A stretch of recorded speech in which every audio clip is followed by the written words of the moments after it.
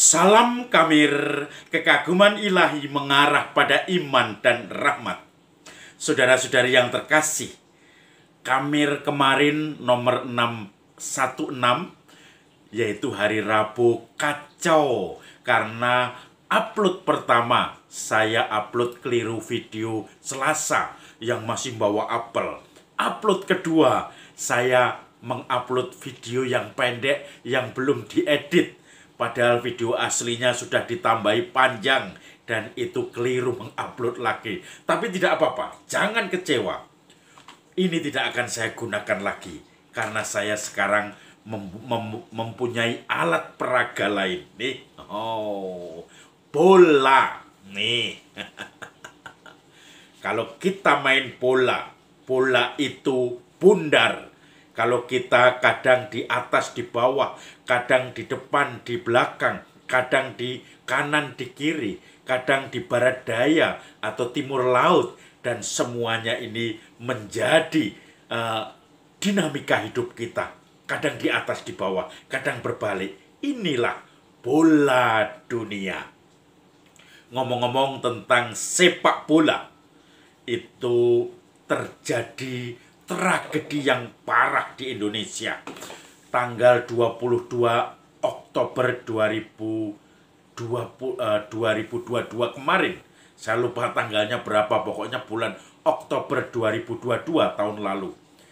Karena sepak bola kemudian terjadi kericuan, penonton saling berdesak-desakan, sampai korban meninggal 135 orang, belum yang luka-luka. Tetapi saudara-saudari yang terkasih, seakan-akan ini biasa terjadi di Indonesia. Padahal satu nyawa pun harusnya kita merenung. Ini 135 nyawa karena berdempet-dempetan. Karena tidak ada ruang lagi untuk manusia yang jumlahnya lebih banyak daripada ruangan yang ditempati. Sehingga ada yang sesak napas, ada yang lemes, ada yang merasa diinjak-injak, terinjak-injak secara fisik. Kemudian badannya hancur dan mati 135. Tragedi yang mengharukan hanya gara-gara permainan sepak bola di Kanjuruhan, Malang, Jawa Timur. Saudara-saudari yang terkasih, rupanya hari ini di dalam Injilnya Yesus juga bercerita tentang desak-desaan banyak orang yang ingin minta Yesus menyembuhkan penyakit dari dirinya maupun saudara-saudaranya. Mereka berusaha merangsek ke depan untuk sampai kepada Yesus dan untuk minta disembuhkan.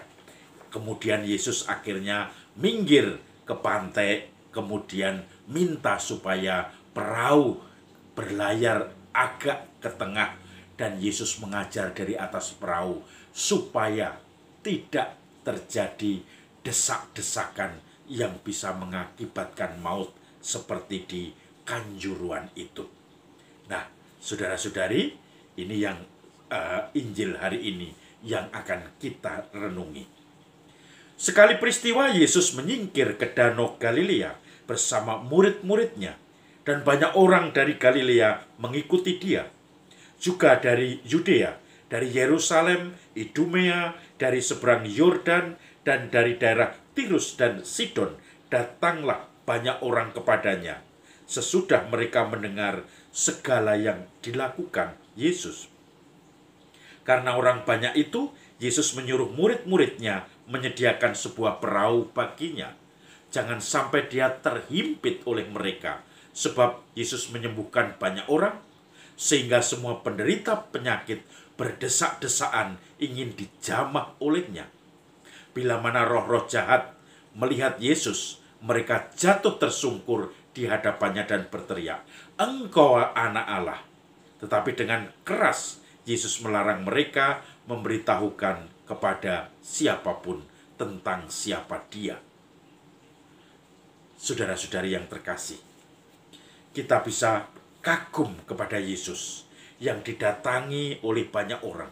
Bahkan menjamah jubahnya saja orang bisa sembuh.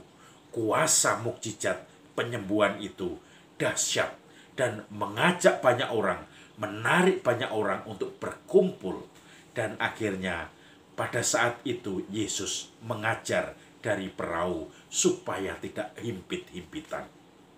Dan saudara-saudari yang terkasih, setiap kali ada orang disembuhkan dan ternyata kerasukan setan akan teriak-teriak, "Engkaulah anak Allah." Sebetulnya efektif untuk pewartaan. Setan pun yang menyurupi atau menghinggapi orang-orang yang sakit itu mengakui bahwa Yesus adalah anak Allah. Tetapi Yesus malah melarang mereka untuk tidak memberitahukan siapapun. Kita bisa bertanya kenapa?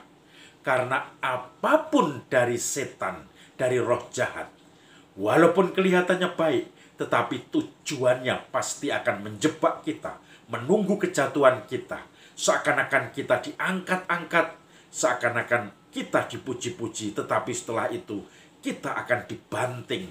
Dan kalau Yesus pun menerima pujian itu, "Engkaulah anak Allah," maka dia tidak mengusir setan. Maka kemudian setan itu pelan-pelan akan menjatuhkan Tuhan dengan mengatakan, "Kamu masih taat kepadaku."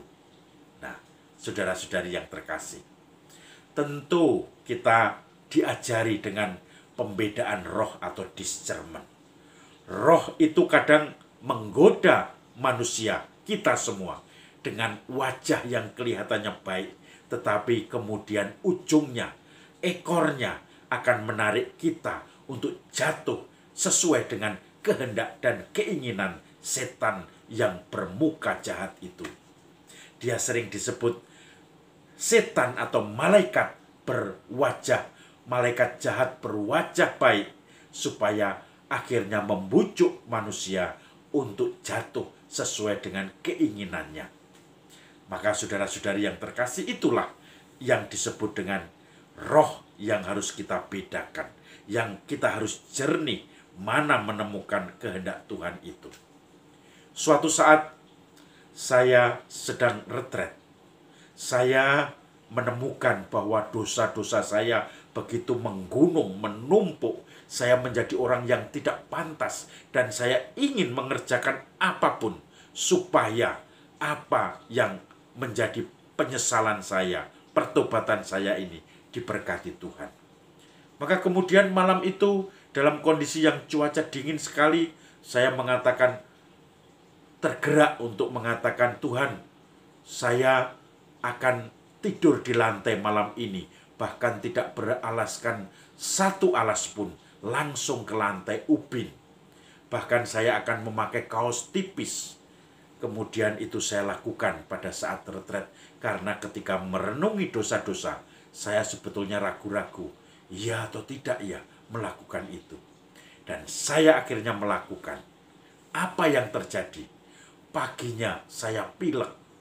Paginya saya menjadi seharian tidak bisa merenungi doa-doa yang diberikan pembimbing kepada saya. Dan setelah itu 1-2 hari saya butuh penyembuhan, kesegaran untuk flu saya. Karena apa? Dalam kondisi dingin, dengan kaos tipis, saya tidur di lantai sebagai penyesalan. Nampaknya baik. Ini sebagai semacam silih atas dosa-dosa. Tetapi silih itu pun kita harus hati-hati.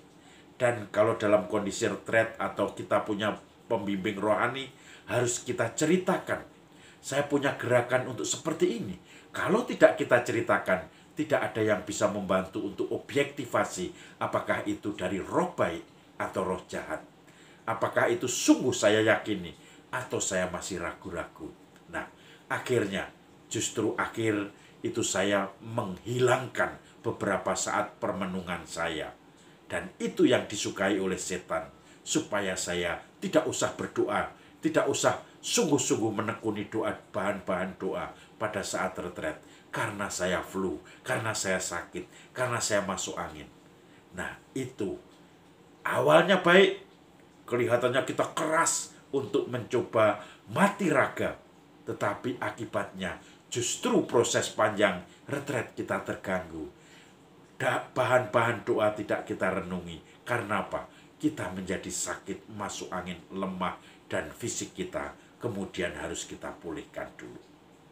Sama juga Ketika orang percaya kepada setan itu, engkau adalah anak Allah, maka orang-orang banyak itu juga akan percaya bahwa Allah Mesias itu adalah yang selalu menang, yang punya kuasa mukjizat, yang selalu mengabulkan doa-doa mereka, yang kalau disentuh jubahnya saja sudah bisa menyembuhkan penyakit saya.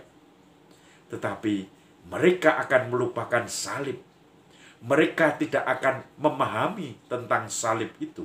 Dan akhirnya nanti mereka akan memahami Mesias dengan keliru.